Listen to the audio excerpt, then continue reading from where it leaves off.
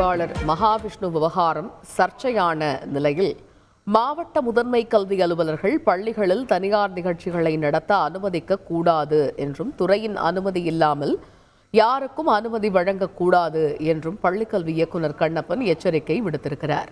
இது பற்றிய கூடுதல் தகவல்களை எமது செய்தியாளர் சங்கரன் விவரிக்க கேட்போம். சங்கரன், வணக்கம். இந்த சொற்பொழிவாளர் மகாவிஷ்ணு விவகாரம் சர்ச்சையாக இருக்கக்கூடிய நிலையில் அடுத்தடுத்த அதிரடி நடவடிக்கைகளை மேற்கொண்டு வருகிறது பள்ளிக்கல்வித்துறை.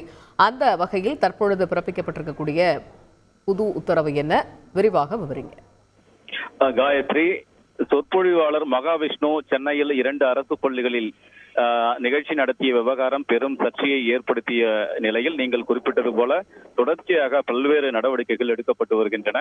அதில் ஒன்றாக இன்று காலை அமைச்சர் நிகழ்ச்சியில் பங்கேற்ற பள்ளிக்கல்வி இயக்குநர் கண்ணப்பன் உடனடியாக காணொலி காட்சி வாயிலாக அனைத்து மாவட்ட முதன்மை கல்வி அலுவலர்கள் ஆலோசனை கூட்டத்தை நடத்தினார்.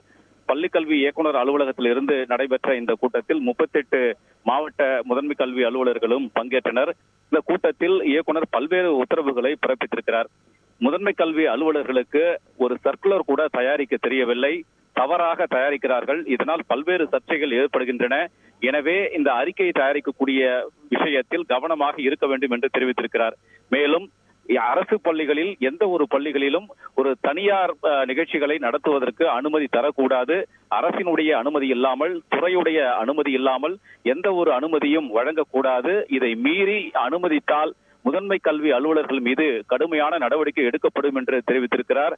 அதே போன்று சில பள்ளிகளில் ஆசிரியர்கள் தலைமை ஆசிரியர் அறைக்குள் நுழையும் போது காலணிகளை வெளியே வைக்க வேண்டும் என்று தகவல், அது போன்ற குற்றச்சாட்டுகள் வருகின்றன என்றும், ஆசிரியர்களை கண்ணிய குறைவாக இது போன்று நடத்தக்கூடாது என்றும், இது போன்று புகார்கள் வந்தால் அந்த தலைமை ஆசிரியர்கள் மீது நடவடிக்கை எடுக்கப்படும் என்றும், இது தொடர்பான உத்தரவுகளை தலைமை ஆசிரியர்களுக்கு முதன்மை கல்வி அலுவலர்கள் விரிவாக தெரிவிக்க வேண்டும் என்றும் கண்ணப்பன் தெரிவித்திருக்கிறார். மேலும் பள்ளிகளில் எந்தெந்த நிகழ்ச்சிகளை நடத்த வேண்டும், எப்படி அனுமதி பெற வேண்டும் என்பது உள்ளிட்ட பல்வேறு விவகாரங்கள் குறித்து முழுமையான வழிகாட்டுதல் நெறிமுறைகள் ஒரு சில தினங்களில் வெளியாகும் என்ற தகவல்களும் வெளியாகி இருக்கின்றன. காயத்ரி, தகவல்களுக்கு நன்றி சங்கர். செய்திகளை உடனுக்குடன் தெரிந்து கொள்ள உடனே சப்ஸ்கிரைப் பண்ணுங்க.